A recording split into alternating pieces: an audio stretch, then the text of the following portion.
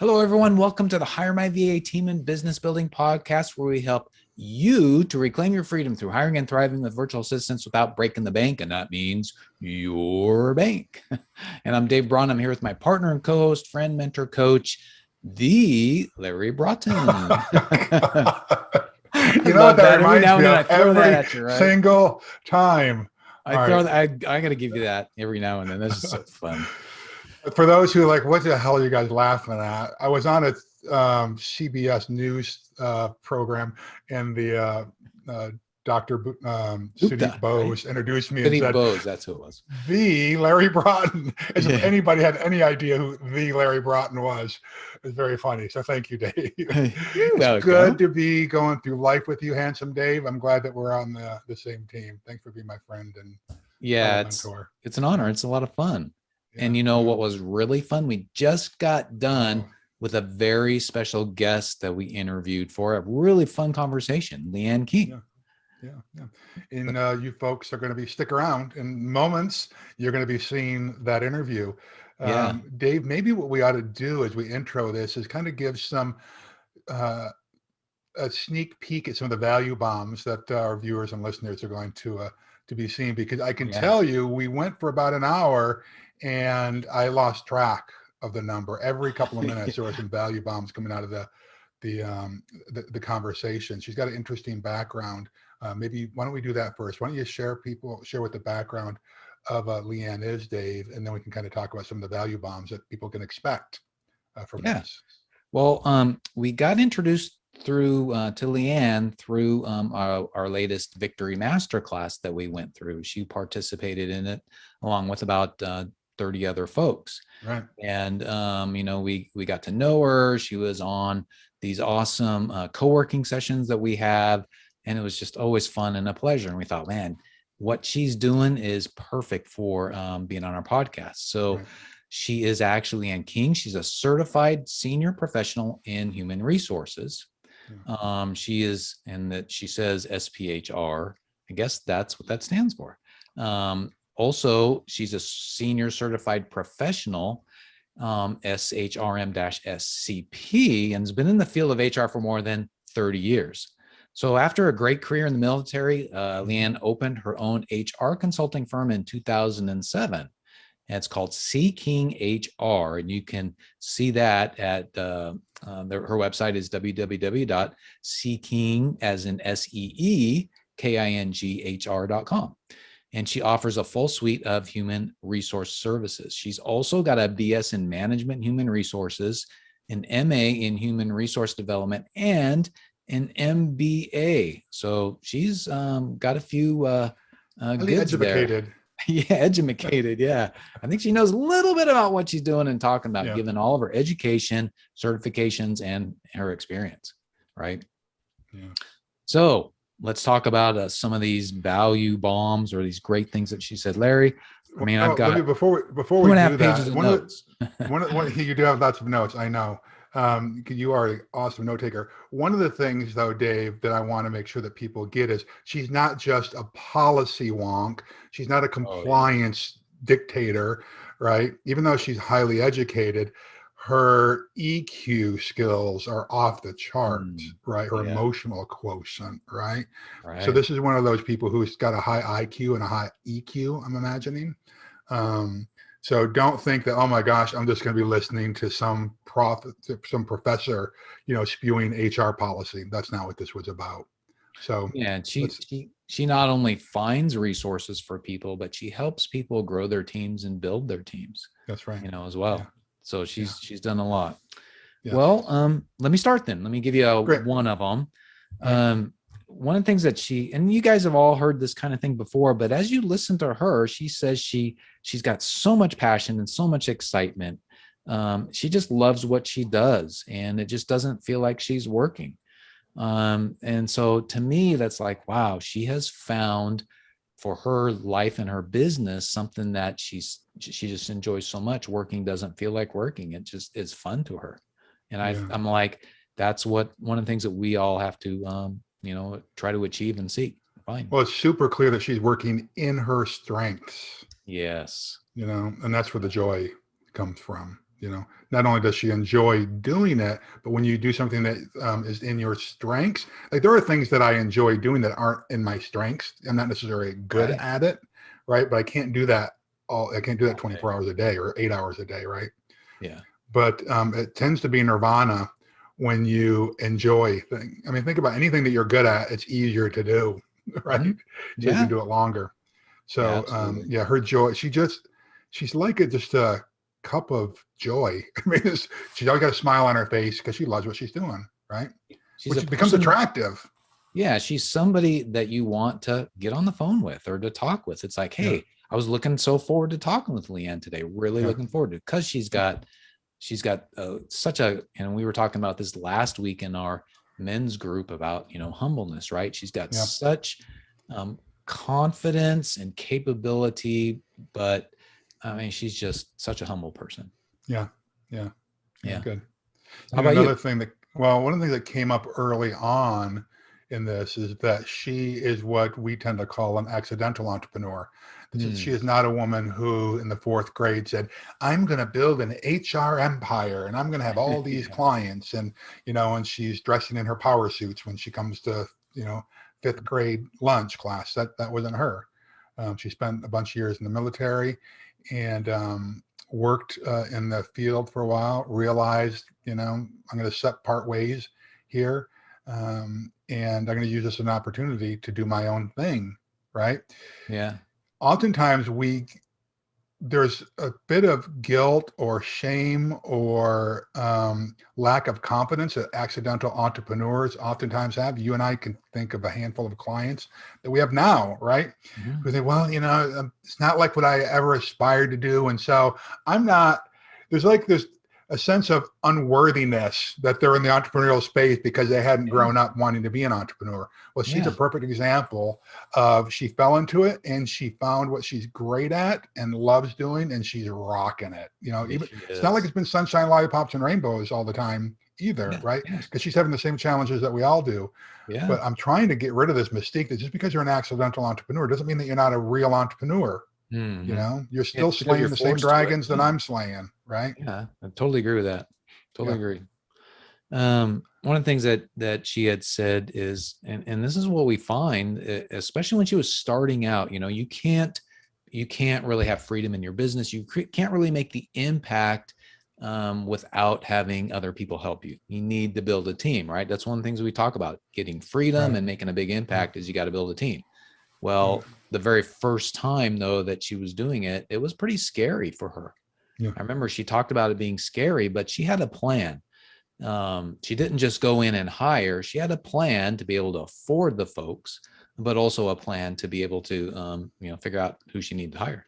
Yeah. Yeah. Yeah, That's that was good. important. Yeah. And my next one, Dave, that kind of comes to the top of mind is probably because you just reminded me of it, is that a mistake that a lot of leaders, owners, managers make is that they disregard the mantra slow to hire and quick to Yeah, fire. And yeah, instead they just hire people quickly, yeah. right? They're trying to get a warm body on the team. The problem with that oftentimes is that, you might hire somebody who does one interview well, but really they're not a great fit for the organization. You've not done assessments to find out what their strengths are. You've not asked probing questions. And so she tells a couple of stories about the types of interviews she does. And there's a nice Mm, conversation in there about that on how to, um, one particular example, you might get information you would never get otherwise. So mm, that's an interesting that's right. conversation there. Yeah, yeah, Yeah. yeah, for sure. Um, yeah, then the next one that I've got is, and we were talking a lot about the great um, resignation, and Yeah. one of the key characteristics that these days a manager leader has got to have in their business. And it was related to openness, but you used the terms be responsive, meaning open, but be responsive to them, but be responsible to them for following up. And she has a great methodology that I had never thought about before about making sure that you do follow up, because you don't follow up, it's worse than being open, right? Yeah. Yeah. So Yeah. she had a great methodology, and it's like, oh my gosh, I'm going to start using that myself. Well, listen, those are just a few of them, Dave. You might have one or two more, but I think that you'll find, folks, as you listen to this, this is one of those where you want to have either take notes on your phone or have some kind of voice recording option or a pen and paper handy. Yeah. And you might want to listen to this one a couple of times because there's a lot of great information. Yeah, in totally here. agree. Yeah. All right. With all of that being said, let's get into our interview with Leanne. All right. Hey, everyone. Welcome again to the Hire My VA Team in Business Building podcast. And today we've got Leanne King. She's president and CEO of Seeking HR, and she describes herself as a lifelong learner and generally crafty person. Leanne, welcome to the show. I'm really looking forward to talking with you. Larry, welcome. This is going to be a great Hello, discussion handsome we're going to Dave. have. Yeah. Leanne, we love you. Thank you. I love you guys. This is great. So I should say that we first met Leanne through our Victory Masterclass and into the 12-week Victory program. And Leanne, you were a pleasure to have on there every week. Absolutely. I loved your participation, your insight, and your wisdom. And I think we were only into the program for a couple of weeks when what Dave said to me, or I said to Dave, we need to put her on our podcast. Oh my gosh, for sure. So now that is behind us and a couple months have gone by, we want to make sure and get you on here. So thanks for joining us. I really appreciate it. Well, it might be good to start out with, just give us a little bit of background, Leanne, like what do you do? Why you here? Well, first and foremost, thank you for inviting me. You know, when we were first introduced and doing that class, it's sometimes a little hard to tell how you're doing, if it's too much interaction, if it's not too much, whether or not you're in the other classmates. And so you're kind of like doing a little bit of a Zoom shuffle. Yeah, that's right. It's good to hear, I guess, way after the fact that I made the impression that I hoped I would make. So a little bit about me. Never thought I was going to be a business owner, first and foremost. But I joined the military right out of high school. I really felt like discipline, order, structure was really in my wheelhouse. So evolution of learning HR and being in that field for a number of years and then transitioning to an entrepreneur 14 years ago. I really thoroughly love what I do every day. I don't feel like I ever am working because I love what I do so much. And it's been great to be able to take my innate desire for structure and order and be able to write process and help people be productive and be successful. And so really taking what you love and working that into a business, that's the magic right there. So you have an HR agency. Is that kind of in a nutshell? HR consulting. There you go. We run 3 primary lines of business, and that's employment services, helping people, connecting people, and placements, finding people jobs, finding employers people, right? And then there's an element of employee development, which we focus on compliance training for supervisors and leaders, as well as leadership development and HR skill sets. So HR people actually can be trained by an HR consultant. And so we spend a lot of time really refining and reworking process again. And then our third bucket is HR program management. And that's really the nuts and bolts, the compensation, the job description, the handbooks, the employer relations, the compensation claims, all of that stuff really gets wrapped up into that major bucket. So HR for a little company, HR for a big company. We don't do all things for all organizations, but we try to meet the organization where they're at and provide that service in a just-in-time basis.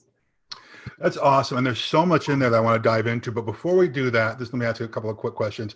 Might be interesting for some people, not for others. What did you actually do in the military? What was your job role there? Oh, it's a great. So I, all of 18 in my infinite wisdom, I have an aptitude for electronics. And I went in open electronics right out of high school and started out working on F4s in avionics systems. So instrument autopilot was my specialty, but I'm dating myself a little bit. When Desert Storm, Desert Shield kicked off, I had the very fortunate opportunity to retrain into manpower and logistics planning. And so really figured out what was necessary to carry out a mission. So productivity standards, time and motion studies, industrial engineering. Wow. How I got into HR. So I had 2 jobs while I was in, one in avionics and one in HR. Yeah. And then Right, so we could- you gotta go ahead, Dave. I'm sorry. I was going to say, so we could say you're an engineer, right? In the past. I knew that was Yes, good. yes. I know that's why I loved you so much. It's like, oh my gosh, Leanne. It's just like, yeah, you're awesome. That's why. I've had all the engineering training. The enlisted and officers go through the same school for the industrial engineering program for the Air Force. So there's no delineation what I learned versus what anybody else learned. And that was just such an amazing opportunity for me to be able to like really understand the numbers and how people work together and connecting the dots. I am not the traditional HR person by any means. I'm not a touchy-feely HR kind of person. I am return on investment, results oriented, show me a profit and loss statement. I want to see how it matters in the workplace. So I kind of speak CEO rather than HR. And I that's probably one of the things that's really helped me in growing the business is I'm not looking to have people necessarily tell me all their woes and fears. And there's an element of that in HR, but I really want people to be successful and I want organizations to grow. And so my approach to HR is really from a business results oriented perspective. I love that, because so many people get stuck in the compliance portion of HR. To me, that's more of a preventative program. But when you get into the development aspect of HR, it becomes more predictive in that we know that if we develop our team members, we know if we bring on rock stars, if we spend a little bit more time on the front end, the slow to hire, quick to fire kind of thing, but then develop those team members, we are going to see a higher return. We're going to see lower turnover. We're going to see increased morale, all those awesome things, right? So you'd mentioned right out of the gate that you're kind of what I call an accidental entrepreneur. You said, I didn't think I was going to be an entrepreneur. Tell me about that. How the heck did it happen then? Because 14 years later, you're doing well.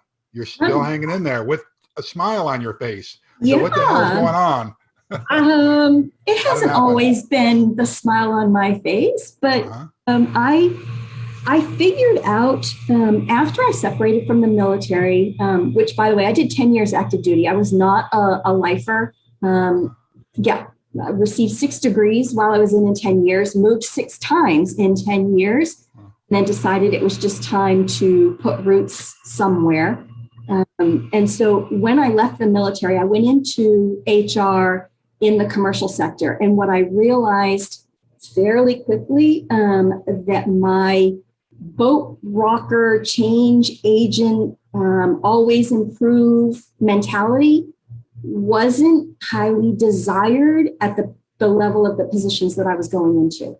So when you transition out of the military, often you're trying to find your way a little bit and figure out what's going to be that next right opportunity. And so I was willing to accept some lower level positions and found that I was very stifled. And so my accidental entrepreneurship really was a result of honestly getting sideways with a leader and saying, you know what, this isn't going to be good for me. This isn't going to be good for you. We should talk about what this is going to look like because it's not going to end well. And I knew that. And I had some time to really process that and internalize and be aware that I was making the wrong decisions for me. They may have been selecting the right person to do the job. Technically, I was qualified, but knowing that I always wanted to be in the corner office, that wasn't really the answer. What I really needed was a job where I was allowed freedom to be challenged and make a difference in more than just one company and one department and one division. Accidental entrepreneurship. So how about this? Tell us about the team. So you launch your business, Leanne. What did the team look like then? And what's your team look like now? And how many years has it been? 14 years, I think you said, from launch of your business to today. I'm going to imagine it's a little bit different today than when you first started. Yeah, that's fantastic. It's kind of nice to walk down memory lane a little bit. Yeah, of course.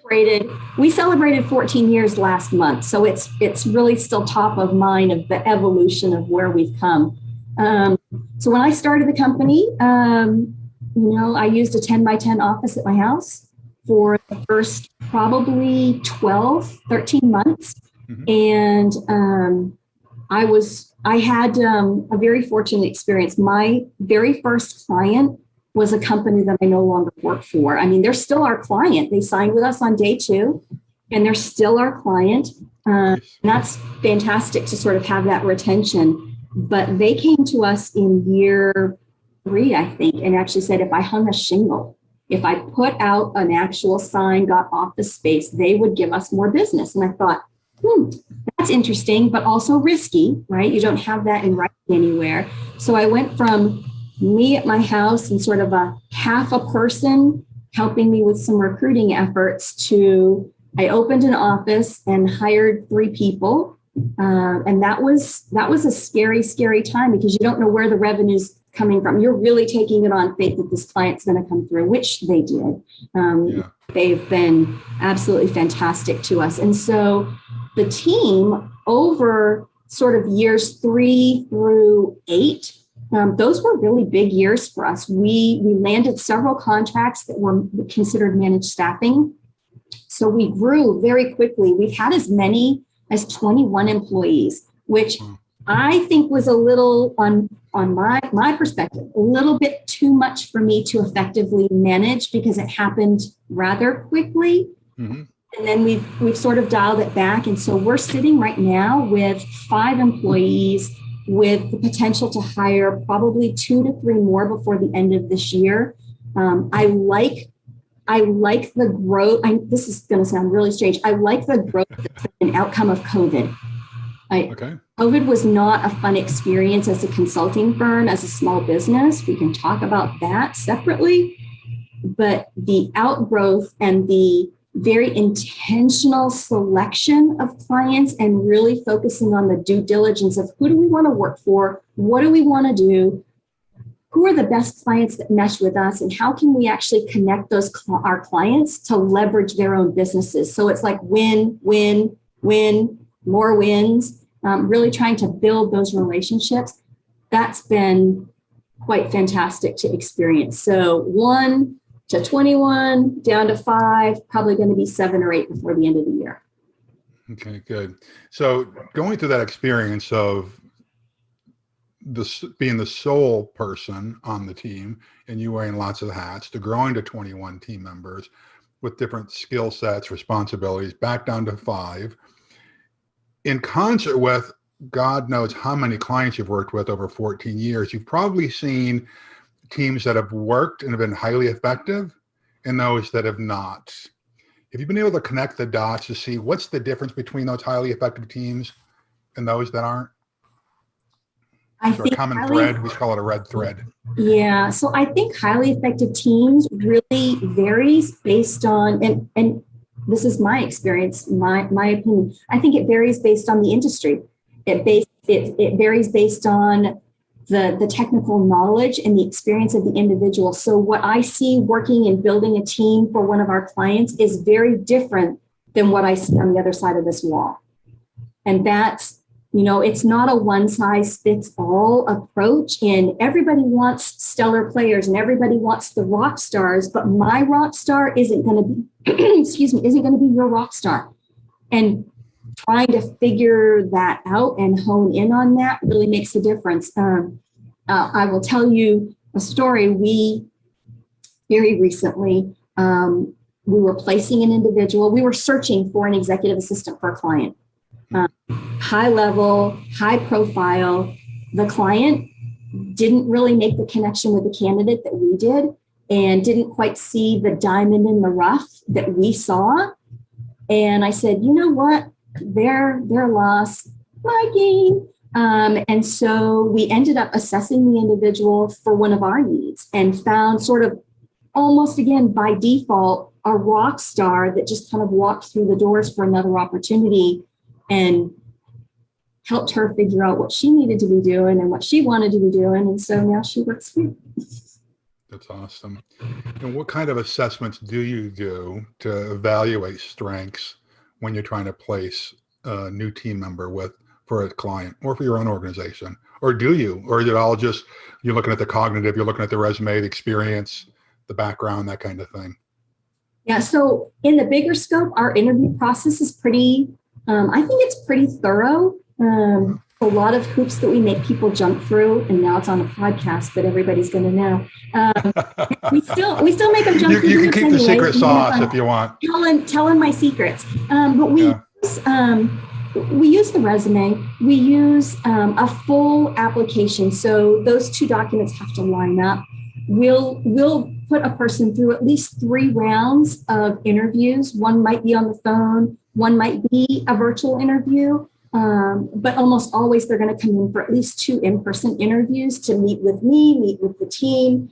We have a social interview. That's the last step in our process. We take them to eat food. We just want to get to know them, and we want to spend time enjoying a meal, which they don't really get to eat because they're answering all the questions. But we do get to have some line of sight as to how they might behave out in public. But in terms of assessments, we actually use 2 different assessments. We use a post-offer and a post-start. So our post-offer assessment measures cognitive ability, it measures behavior, and it measures interests. So it takes kind of that mind, body, soul of a person and aligns them to say, what are you going to be good at? Where are you going to succeed? And in times of crisis, when your back's up against the wall, how are you going to behave? Yeah. We want to know what keeps the cognitive stuff. Pardon me? The cognitive stuff. Yeah. Yes. Yeah. And then we use that as about 30% of the score. We don't put all our eggs in assessments. We just look at it. It's a baseline. It's a nice to know from a team perspective, because we can then align people with who they might work best with, or how they're going to work with me. And if there's differences, degrees of separation in those assessments, we talk about it before they ever start. Like, address the elephant in the room before they ever come in the first day, because we want to know if I'm going to talk too fast and my pace is going to be going like this, and your pace is, methodical, one thing at a time, we're going to have a disconnect. Doesn't mean that we can't work together. It just means that we need to identify that up front and be very diligent in how we do communicate.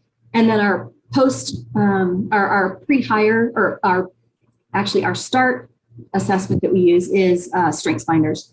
So everybody has Strengths Finders. It's a requirement within the first 3 days. It's hung up on the wall. It's published. Everybody knows what everybody else's strengths are. And then assignments that you receive are based on your strengths.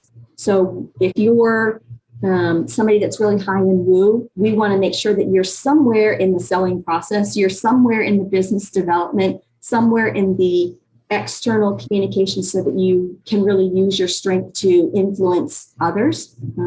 That's one example. So many great nuggets in there, Leanne. We're big believers in the Clifton Strengths Finders as well. I think currently that's what it's called. It used to be called Gallup, but Clifton Strength Finders is what it's currently called, and you can Google that, and we recommend that in all of the programs that we do. But the second thing is that I want to just kind of highlight for everyone is that I love what you said about if you realize that there's a disconnect, or there's a disparity, or there's something that's just, there are differences that you're recognizing. That doesn't mean that they're not eligible for a hire, but crying out loud, how often do we recognize that in the workplace, but we don't have the courage, the guts, the smarts to just name the elephant in the room and talk about it? But what happens, I think, oftentimes, and at least Dave and I recognize this with plenty of clients, they just either accept it and let the conflict bubble up, or they dismiss it and they never even pursue the relationship, right? Whereas oftentimes, if you just talk about it, and you can kind of find some common ground on that. So that's the second thing. Third thing is this, that really just struck me. I love the idea of sharing a meal in public together. We do the same thing for senior executives when we're bringing them into the organization. And so, Larry, why would you do that? Why would you waste your time and money to take someone out to dinner? Like you said, you see how they react socially. And oftentimes, if you do this right, their guard goes down and you start seeing the real them.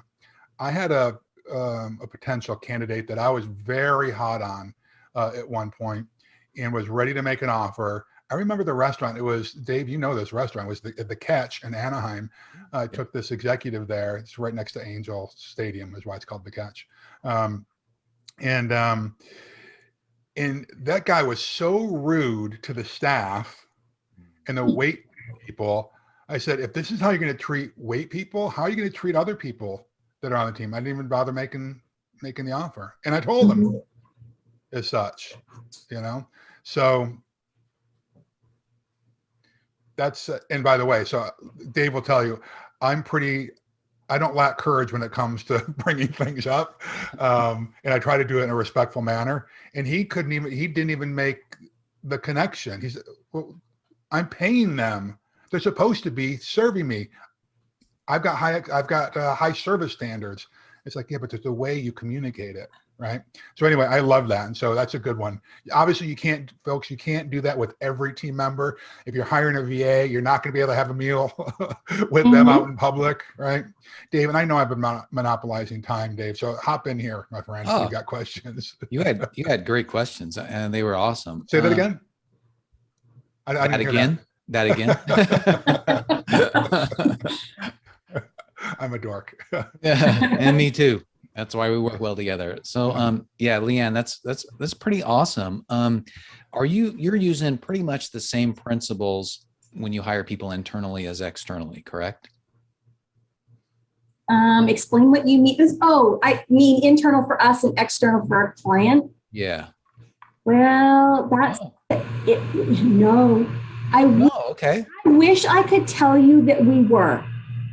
I wish that I could tell you every client that we work with subscribes to the philosophy of hire slow, fire fast, but they don't.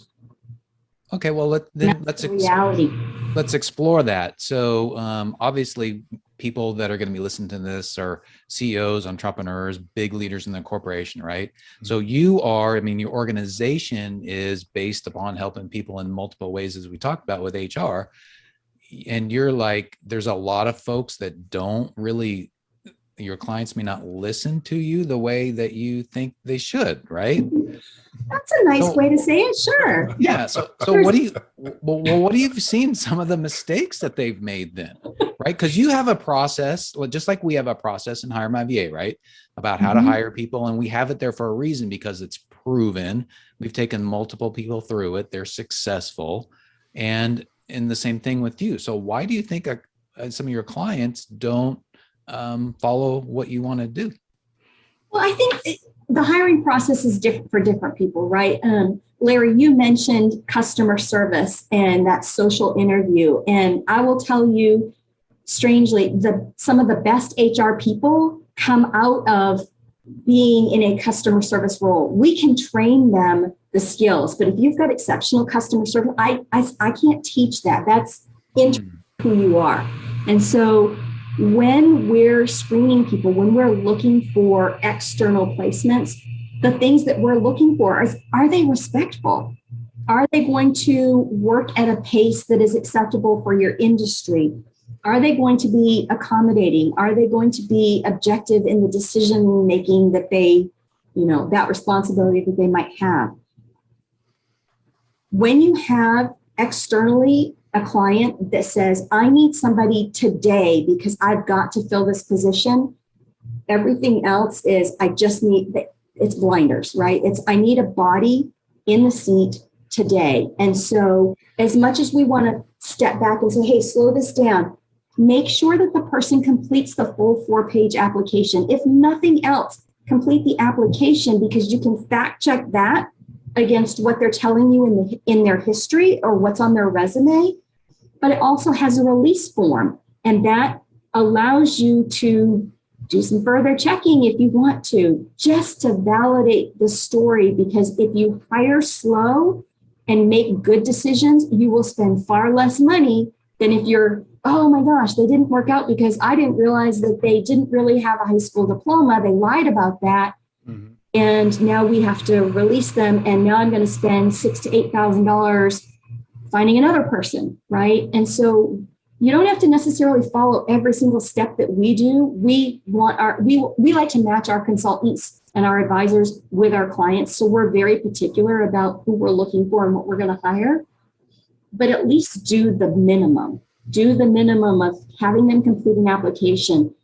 We often, we wait for that follow-up thank you note, which we prefer the handwritten note, which we never get anymore, right? We're going to get an email. But even if you receive the email, immediately follow back up with 2 or 3 questions that you purposely left out of the interview. And why might you do that? Because then you have a writing sample. Writing sample will tell you whether or not there's opportunity for growth, whether or not they can advance to another position. There's so many little things that you could do. Just great tidbit. Email. Yeah, that makes. I like that makes little tidbit. Yeah. Hey, Leanne, we are recording this thing like late summer, early autumn 2021. And, there are a lot of people that are talking about this employment crisis that we're experiencing here in the US. And, we've seen some surveys that have shown that 51% of the workforce are actually considering resigning from their current position in the next 6 months. Are you seeing the same thing with what you're in the space that you're in? And if so, what's the challenge that's being presented, or the opportunity that's being presented right now when it comes to building teams? Well, there's a lot of challenges and a lot of opportunities. And yes, we're seeing similar results. They might not be as high as the 51%, but they're still high enough to make an impact, high enough that employers really need to be paying attention to what their workforce looks like, what makeup is, what the responsibilities are, what might that look like 6 months from now. And I think the biggest issue is figuring out, much like with the HireMyVA program, how much of this can be remote? How much of this can be done from home? How much can be done on an off schedule? How can I accommodate the available workforce, right? Because there's people that are available, and there's a much larger pool of people that, they say that they're available, but they're really not wanting to work. So there's an interested subset somewhere in there of people who want to go back to work. The changes with unemployment are going to really impact what we see over the next probably 30, 60, 90 days in terms of pool of talent. So there's a lot of different factors that are going into how to find talent, how to hire that talent, and how to retain the talent you already have. That is almost a bigger issue right now, with the people resigning their position, saying, you know what, I don't want to come to the office anymore. I mean, I've had people actually tell me straight up, I want to work from home on my couch in my pajamas. Well, there are jobs that may allow you to do that, but your current position, that's not what this is. And so we can either help you transition to a position that would allow you to work from home on the couch in your pajamas, or maybe we can talk about some real alternatives where you're currently employed and what that might look like. Maybe it's not a full hybrid or a full remote position. Maybe it is a hybrid model of some sort, 2 days a week, 3 days a week, off hours. Maybe you have the 3-day weekends and it's a Monday through Thursday. The options right now are limitless, but I would say employers, be willing to have those conversations. Yes. If you're closing your door right now, and this is a whole nother issue, if employers are closing their doors and closing their ears and not being open to conversation, you may as well just have the line out the door, right? Because that's what's happening. You've got to be willing to engage. You've got to be willing to have what really aren't confrontational conversations. They're discussions. That's right. They're points of interest. They're if you truly want your people to be successful and you're genuinely care for another human being, listen. Doesn't mean yes. It doesn't mean no. It just means listen. Try to come up with some kind of compromise or cooperative solution that works for both of you. Because there really are no, I hate to say it, there are no rules right now in a compliance-based society. There really are no rules. Yeah. Be respectful. Absolutely. And I want to just put a exclamation point and underline and circle in red this conversation right now. I think if you're an entrepreneur or a business owner or a leader in an organization, we have to rethink the culture within which we are working right now. If you have an opportunity, let me back up. Potential team members are looking for more flexibility now than ever. Every survey that's been done in the last 18 months has been showing this. Is one of the things that's leading up to this resignation. What are they calling it, Dave? The Great Resignation. Yeah. The Great Resignation is kind of this era that I think it was Inc. magazine did a story on this recently. And so potential team members, employees, whatever you want to call them, are looking for more flexibility. So I get that there are some industries, like if you're running a machine shop and somebody has to be on a lathe, yes, they have to be there in person. If you're running a restaurant, yes, your cook cannot work remotely. Okay. Are there days that the chef could work remotely to do inventory control? I don't know, but we have to start thinking about this. Certainly more things can be done remotely than we used to think. Okay. Because there are people that are willing to walk away from a gig nowadays than ever before. And which brings up this, the survey or the report I referred to earlier is the predictive index, the people management report. You probably see this, Leanne, in your industry. But the survey shows that the number one challenge that employees, and this is what they call them, we call them team members, employees have with their bosses and their managers, the number one challenge, communication. Right. And so working remotely is going to mean we have to do even better communicating with our team than when they're in our space. So that's an additional challenge I'm sure you must face with your clients. I'm just imagining you must, right? It's interesting. There's typically in the fall is when we see a couple of trends, right? We see a lot of handbooks, employee handbooks get changed because they're massaging them, they're making them pretty and being unique for a 1-1 implementation. And we see hiring go up a little bit in the fall, and then we see it really pick up for Christmas and then drop drastically in the month of December. They're waiting for January and to see budgets, right? Budget formation is what's happening right now. And so we're watching these cycles go through and trying to figure out, we write a lot of policy right now that says we have open door and we're open to communication. We want to hear your suggestions. And yet, physical observance. If I go to your office and your door is actually physically closed, that doesn't sound like open door.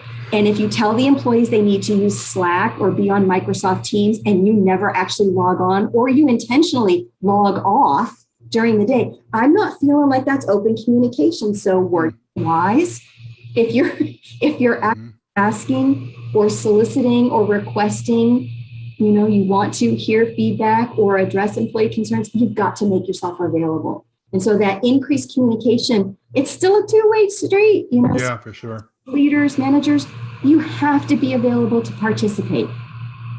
Yeah, Leanne, that's a good point. And I want the listeners to say, or to say to them that, well, they may be thinking to themselves, oh my gosh, I have to have my door open. I got to be on Slack and all that stuff, right?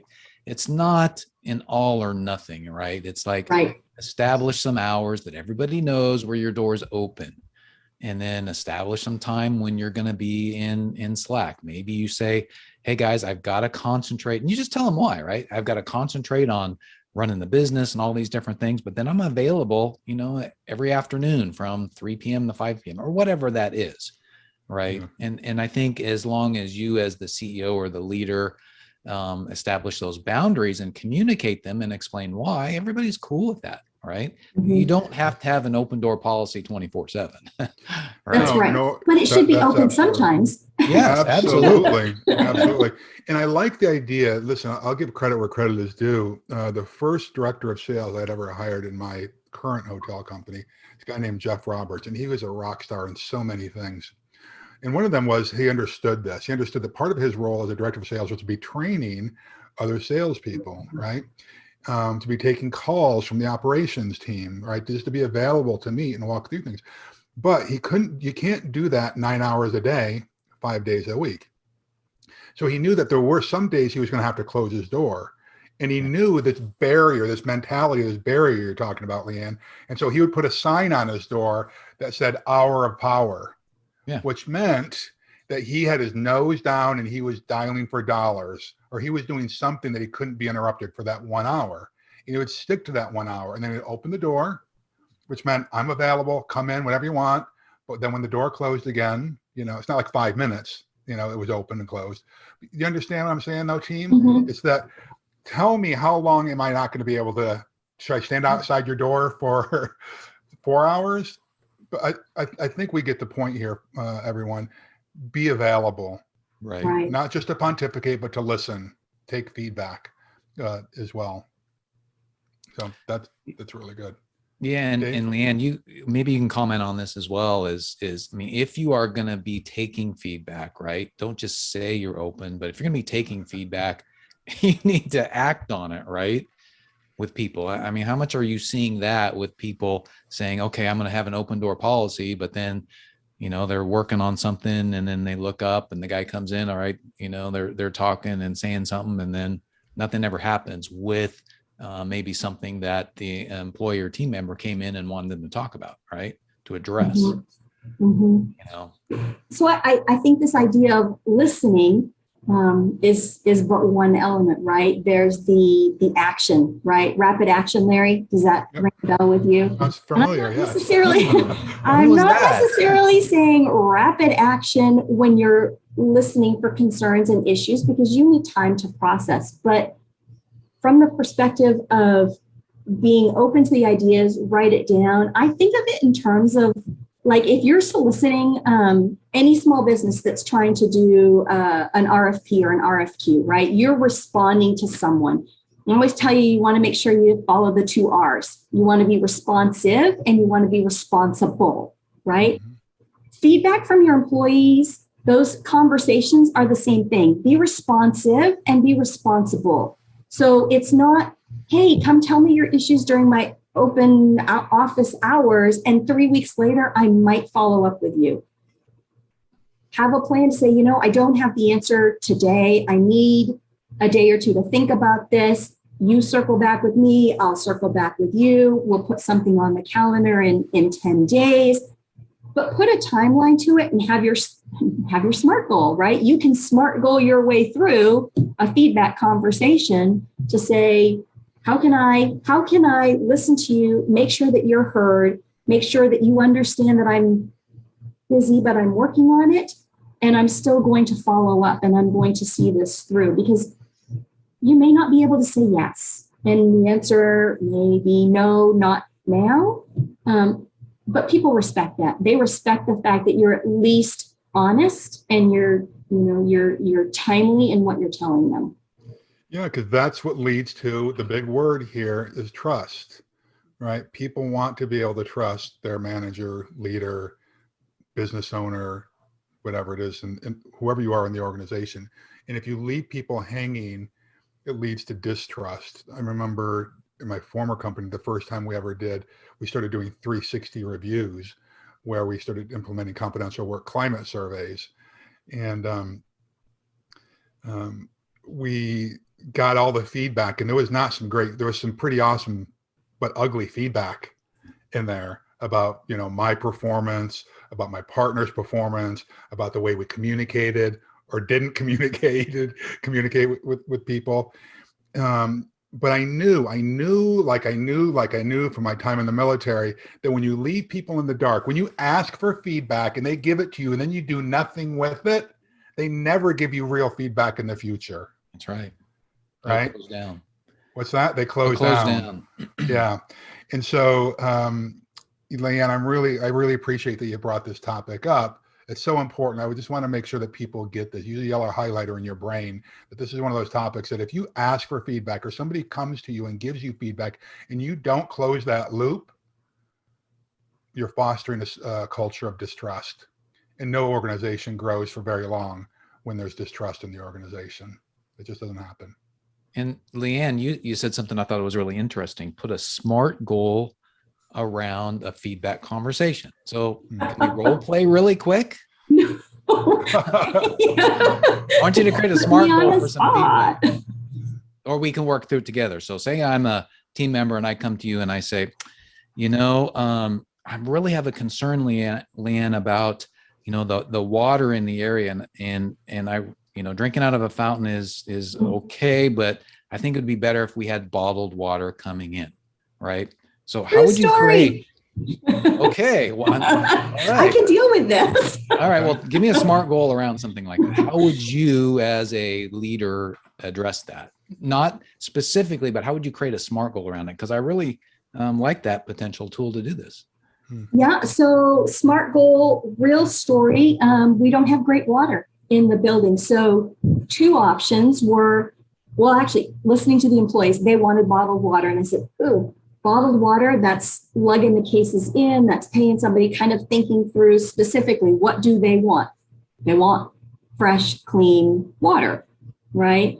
And so when can I do that? How can I do that? How quickly can I get that done? And so we talked through different options of what would be alternatives to having bottled water. Well, filtered water is an option. Having a filtrated system of water come in. So you have a supply where it's 5 gallons instead of individual bottles. You're not recycling plastic. You're using a regular glass and cup, right?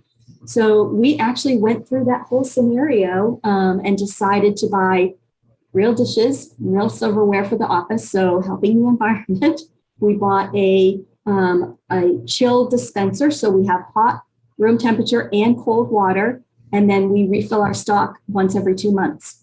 And we did that within 3 or 4 days. Mm-hmm. Really important. And it's been one of the big things in our office, like for the coffee, for the tea, for just plain water. People really, that was important to them. So it was actually a really good decision to get non-bottled water in our office.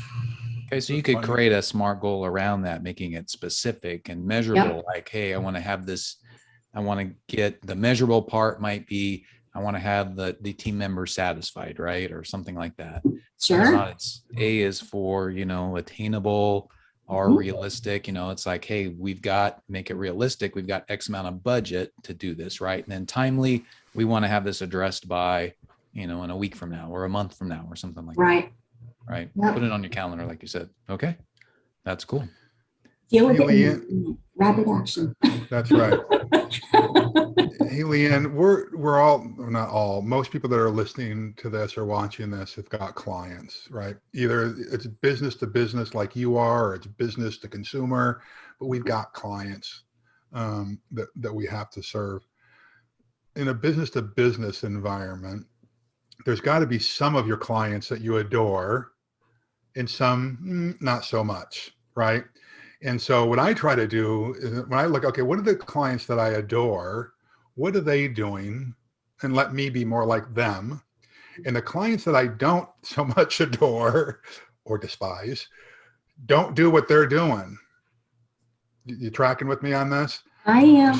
What are those traits that you adore in clients, and what are those traits in clients that you don't necessarily adore, maybe even despise, so that our listeners can be more like the former and less like the latter? I think our ideal client has evolved over time, right? When you're first starting as an entrepreneur, any client is a good client. And then you realize you need to rewind that. That's right. Yeah. Because not every client is a good client. Let's stay on that thread for 1 second. Why is that? Explain that to somebody, because I do know, I know specifically there are a couple of people, this is their first business, and they've only had the business going for a few months, and they do think anyone who can pay me is the best client. Why is that not the case? I think anybody that can pay you maybe checks a box, but do they have a reputation for delivery within their own industry? Are they good stewards for the community? those are things that are important to us. I want to know that they treat their own people well. If you're going to ask me to work with, in my industry, you're going to ask me to work with your people, but you don't treat people well, that is a disconnect from the word go, and it really doesn't matter how much you're going to pay me. We're not ever going to be aligned. I think with COVID, it's really added another layer of make sure that you're working with the right people. You want to ensure that clients are respectful of you and your processes and what you're bringing to the table. They contacted you for a reason. Maybe it's good, maybe it's bad, maybe they're in trouble, maybe they just want to grow. Regardless of the reason, make sure that you're really aligned with where they're trying to go to or where they're trying to get to, because that just creates unmanageable chaos at times. The other thing is making sure, I think for us, understanding the expectations. And if that means I have to ask the same question 12 times, I'm going to change one or two words to see if I can, pick up the nuance, because Dave knows words have meaning, right? I want to make sure that I understand exactly what the scope is, exactly what the deliverable is, so that I'm providing the best service possible. If a client can't articulate that to me, I'm already behind the 8 ball before I ever start day one. Yeah, well, the way I put it when we're talking about this kind of thing is that when you're building a relationship with a client, there's got to be negotiables and non-negotiables. Mm-hmm. Non-negotiables have to do with your core values, right? Now, because there are times when the economy tanks or whatever, I may take clients during that time that I wouldn't take when it's booming, right? But you have to understand the negotiable and non-negotiables. And if you say that every client who can pay me is a good client, well, you may realize that you're managing an awful person who you don't share the same core values with, and it's just a thorn in your side. You can't sleep at night, and you realize you're managing the relationship rather than managing the business, and you can't take on more clients because of it. But we have to be disciplined in that. But let's go back to what the original question was. What are those characteristics of clients that you really adore and love doing business with versus those that I'd rather not work with those clients again? The clients that we adore, they communicate with us. Mm-hmm. They're reasonable, and reasonable is kind of a strange word in the business sense, in that we're counselors of sorts, right? We're advice givers, we're guidance, we're going to help you policy. But my first question to clients when they call us, what do you want to have happen? Tell me what you want to have happen. Let me figure out how to get you there, because I can, we can walk a really straight line or we can walk a wiggly path. There's a lot of gray in what we do, but if I know the end game, I can help facilitate that. So I want clients that are reasonable and they want to get to, because sometimes we get there, and we've had clients where we're not a good fit, and we let them know, but we want to have those conversations up front. So clients are willing to communicate and articulate those expectations. Those are the ones that we really like them. We may not understand what they do at all. Most of our clients we do know, but generally, a new client coming to us, we want to learn about their business. We want them to be as engaged with us as we want to be engaged with them. Yeah, makes sense. And those that don't work, get specific. Yeah. You want me to talk? Yeah, like it's like they're a jerk, they're disrespectful. Anything like that?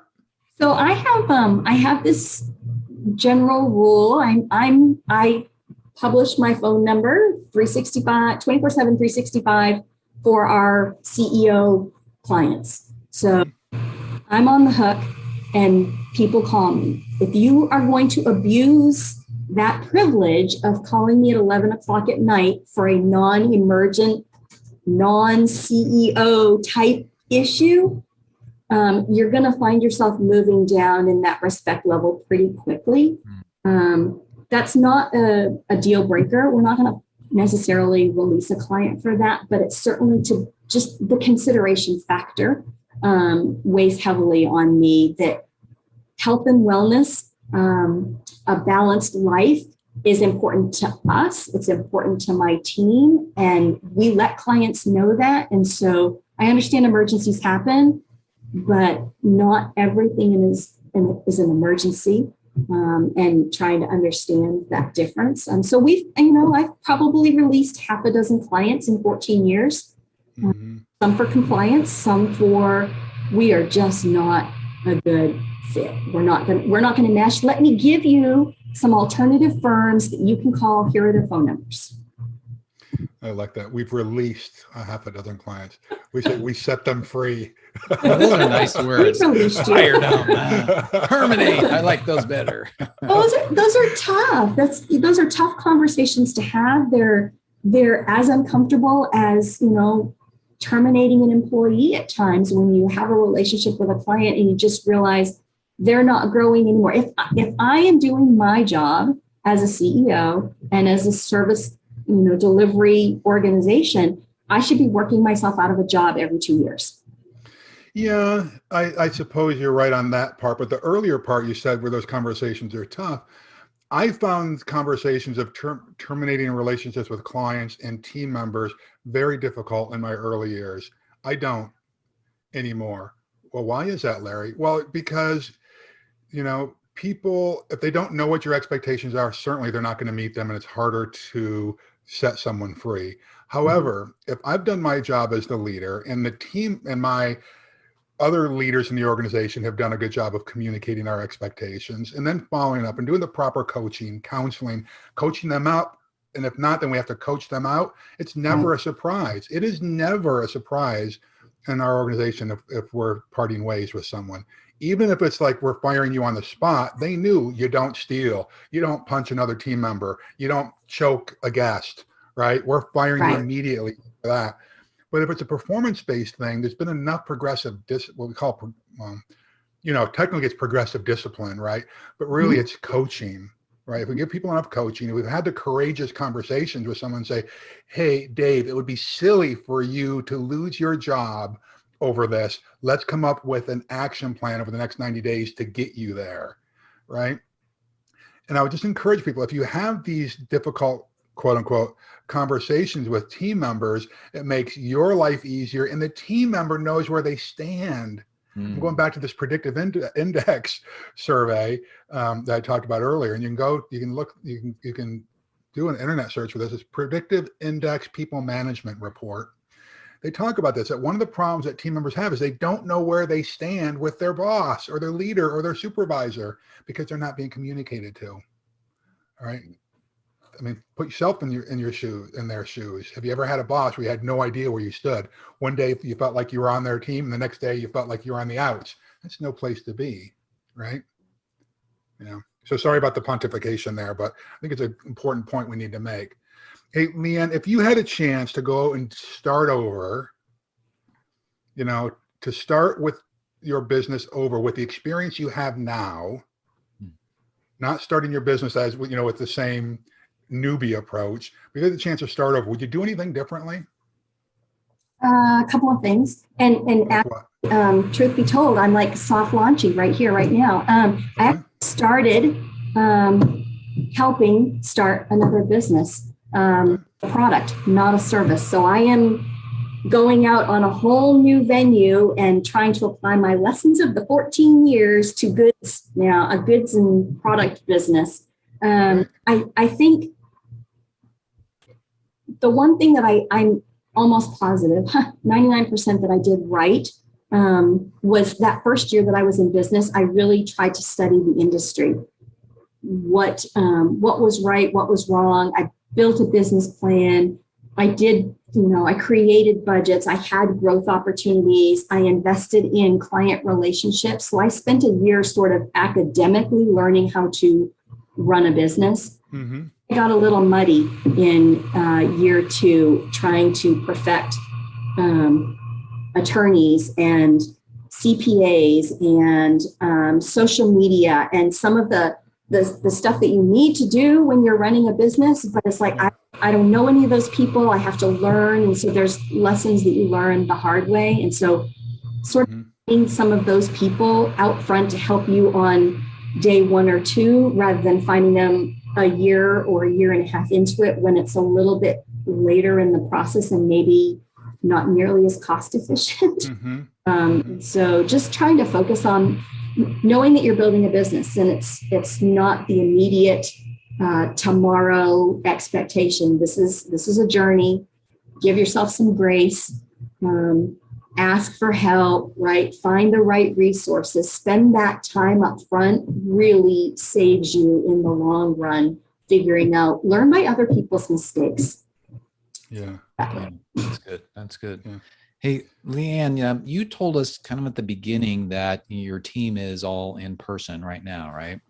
And then I know as part of the Victory program you were on, we gave you access to the HireMyVA, sub training. It's a course on its own, right? Course in community.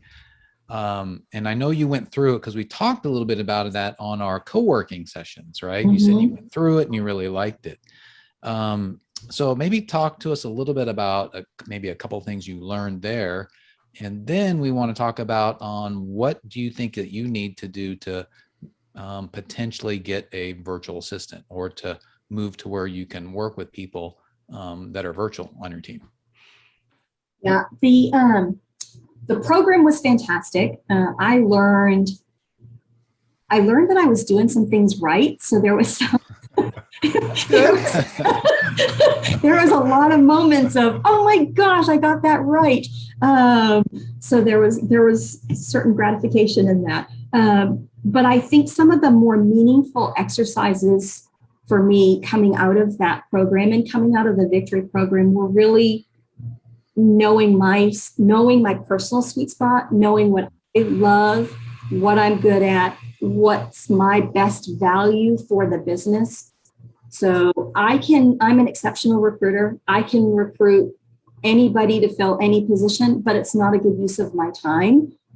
I'm just wired to make good connections, but that's not where I bring the best value. So I have to hire people to do those roles, right? So figuring out how do I play the best? How do I become the best version of me for the organization?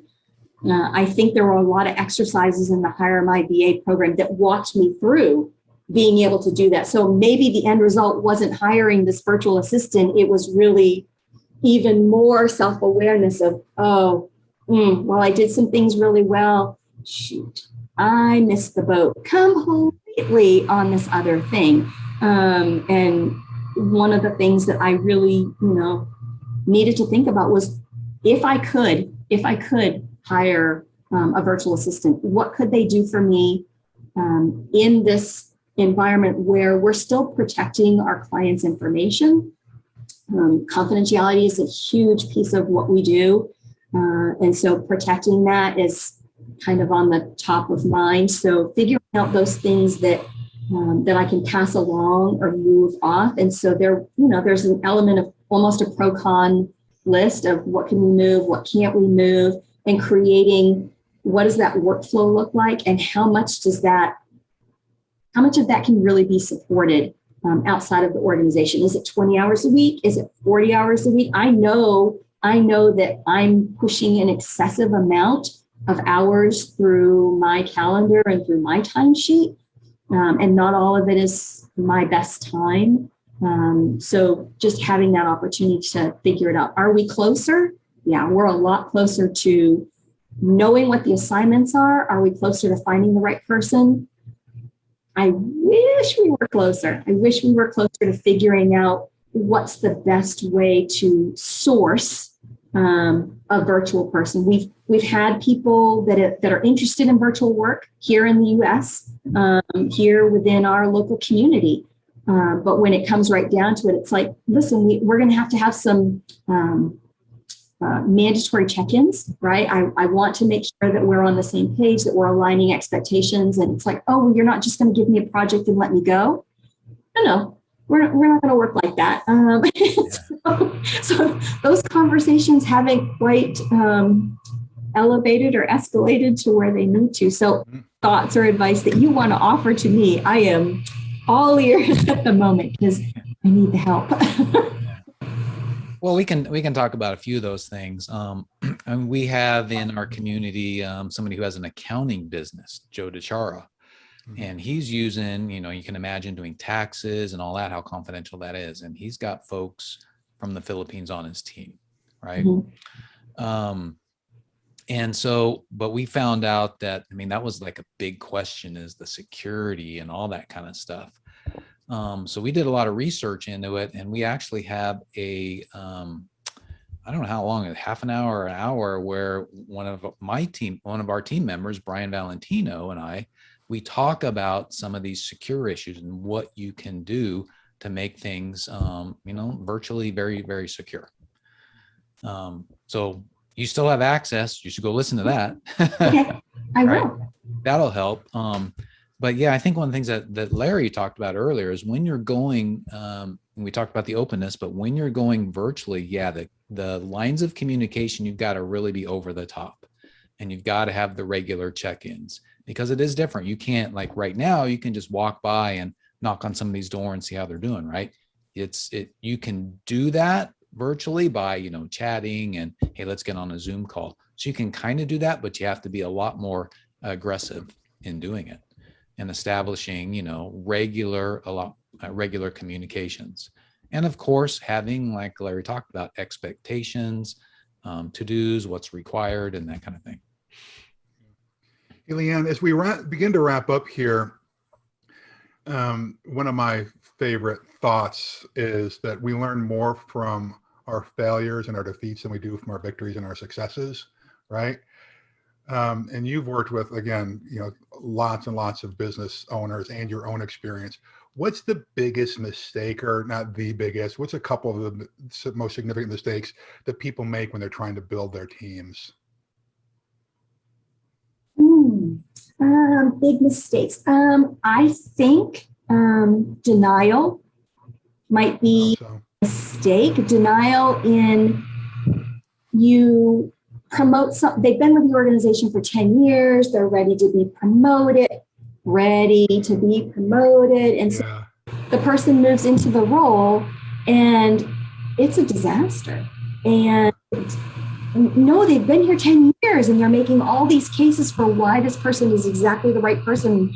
And in the back of my mind, I'm thinking, what did you do to train them? What did you do to prepare them for this new role, this new leadership, this, did you guide them and mentor them, or did you just say, you are duly anointed and now you're a supervisor? So I look at that in terms of denial, right? Yeah, right. You should be in building your team, you should truly be building your team every single day. Every day should be an adventure. Every day should be a challenge. We have some new projects that came in, 2 or 3 of them. No one on the team has the skill set but me. Okay, that's problematic because quite honestly, they're all due in the next 60 days and my calendar's already full. And so I sent out, right, wrong, or indifferent, I sent out a group chat this morning and said, hey, this is the project. These are the projects. Anybody interested in building this skill set, we're going to start ground zero. We'll start with some reading assignments and we're moving from there. And it was kind of a first come, first serve.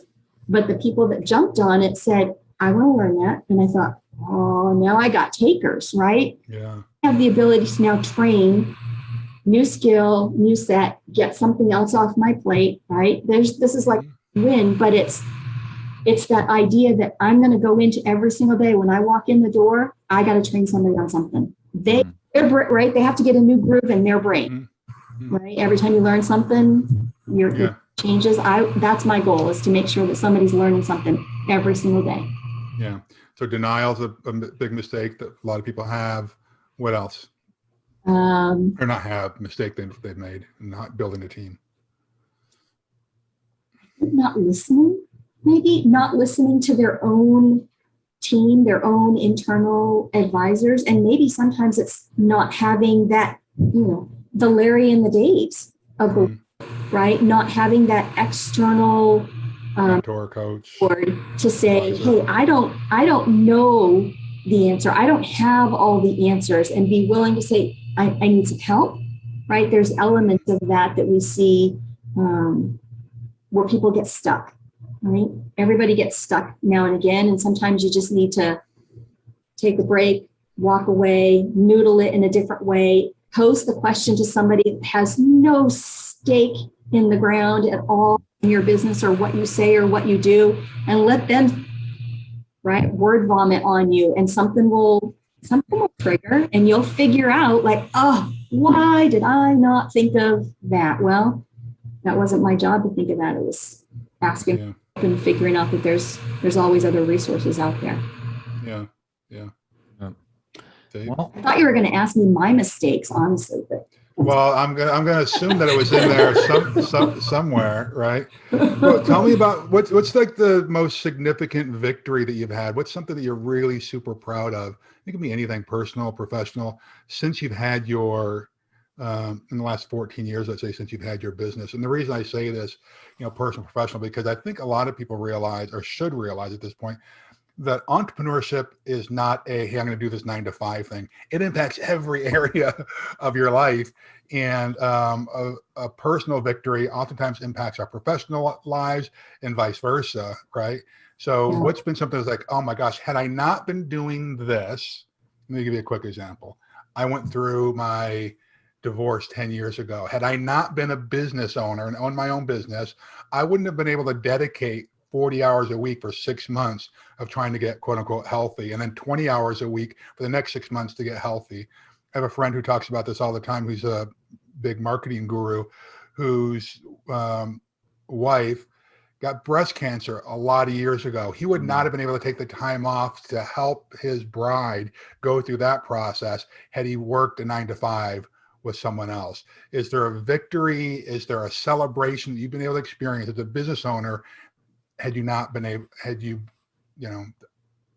not been a business owner, otherwise would have been a missed win in your life. Does that make sense?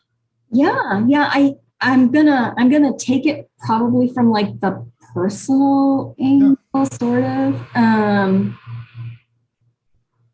I'm pretty structured and pretty rigid at times. People call it passionate. I'm like, okay, I'm passionate about what I think and what I believe. Had it not really been for the business, I don't think I would have had the opportunities to step back and do the self-awareness on me, right? That internal growth and figuring out, and like, how can I want people to be successful no matter what they do, but I didn't apply it to myself. And so being able to do that, being able to take that moment and say, you know what, when COVID happened and the business was in shambles and we lost 66% of our revenue, I spent a year in class. I did the Victory program. I did the HireMyVA. I did the eCourse. I did the IBM. I have been nonstop in school saying, this is the time to become better. I think the business has helped me be a better version of me. Yeah, I love that. My answer. Awesome. That's a good answer, and you're sticking to it, I bet.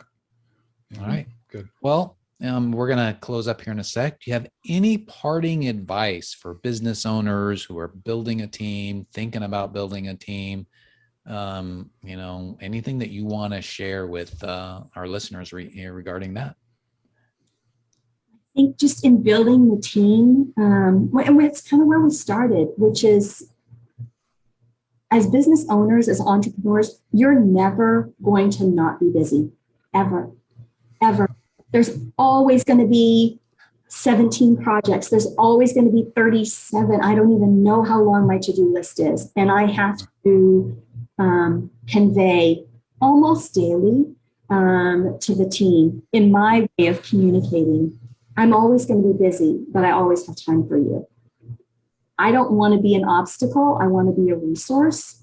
And so it doesn't matter if the phone is ringing, although I'm on a podcast, but I've got 20 things lined up. if I'm stopping you from being productive, if I'm stopping you from moving to the next level, if I'm stopping you from having an aha moment, please stop. You don't have to knock on the door. Just walk right in. Don't be afraid. I'm always going to be busy, but I'm not too busy for you. Okay. All right. Very good. Well, as we end, let me give you an opportunity to give yourself a plug and how people can get a hold of you if they wanted to take advantage of your services or just to talk to you, etc. What's the best way? Well, best way is to probably just find me on our website, seekinghr.com. My last name is King, K-I-N-G. So seeking, S-E-E-K-I-N-G, HR.com. Or you can find me on LinkedIn. I'm always open to new connections. And if you just let me know that you found me or heard me or saw me on the podcast with Larry and Dave, that's a good enough connection for me. And so we can chat there if you like. Otherwise, I do have this policy. I don't tell a lot of people. I do have a policy. I have a window shield policy or windshield policy. Essentially, if you catch me while I'm driving, it's free. Catch me while I'm driving, it's free. If you catch me while I'm driving, it's free. So if you know my travel schedule, which some clients do, they will specifically call me while I'm driving because I'm trapped in a car anyway. So I'm either listening to a podcast or I'm talking to somebody. So if you catch Windshield time. it's free. Interesting. I like that. That's something I may adopt. Who knows? It's good business development. It is. All right. Well, thanks, Leanne, for your time and for being on with us. Larry, thanks. Any parting words? Yeah, I guess I would just say this, that Dave and I were immediately attracted to Leanne for a bunch of reasons. Obviously, she's smart and savvy and willing to share like she did today. But, one of the things I think that she kind of exudes is what I think is at the core of leadership, and that is service and love. And leading people requires loving people. And if you haven't picked up on that from Leanne, I hope that you do maybe say, oh, that's what it is, right? Love your team, love what you're doing, and you will become attractive and people will want to come work for you. We can tweak all the nuts and bolts and pull the wires tighter and, straighten up the scaffolding a little bit through the services, resources, and tools we give you. But it's going to start from your core. It's going to start from your heart. It's going to start from your attitude. Okay. And as I like to say oftentimes, is a good attitude won't guarantee victory, but a bad one will guarantee defeat. Right. That's right. So that would be my parting words, Dave. How about you as we start to wrap this up? My parting words is, I love the advice of Leanne and, take every opportunity that you have to learn, to grow, to change who you are, to become a better person than you are, and to be able to step into your greatness. Take every opportunity to do that, even in the downtimes, especially in the downtimes. All right. Thanks for joining us today and entering our conversation with Leanne. Awesome person. Great value. Folks, I recommend you listen to this a couple of times to really get all of the value that she's delivered. And one of the things that she talked about is building a team. And that's how we want to help you guys. So building a team is the way to reclaim your freedom. And we're here to help you. Okay. So 3 things we'd love for you to do, and we'd really appreciate it. Number 1, subscribe to this podcast if you haven't already done so. Subscribe to our YouTube channel. Just hit the button and the little dingy thingy so you can get notified of it. Give us a rating also, preferably 5-star. And then number 3 is go to HireMyVA.com for more information on our course and community and our newly launched white glove service, where we help find a rock star VA for you. But remember, even without experience, you'll learn how to prepare for, hire, and thrive with virtual assistants. Not just virtual assistants, but your team as it is right now. Larry and I have helped a lot of folks. We'd love to help you too. So just go to HireMyVA.com for more information. Hey, folks, you know how we usually sign off here. I'm just going to remind you, I'm going to put an exclamation point on this. Do yourself a favor, do the world a favor, go do something absolutely significant today. Success will be the byproduct of that life of significance. All right. God bless you. God keep you. God hold you. All right, my friends, go get them. We'll see you All right. later. Bye, everybody.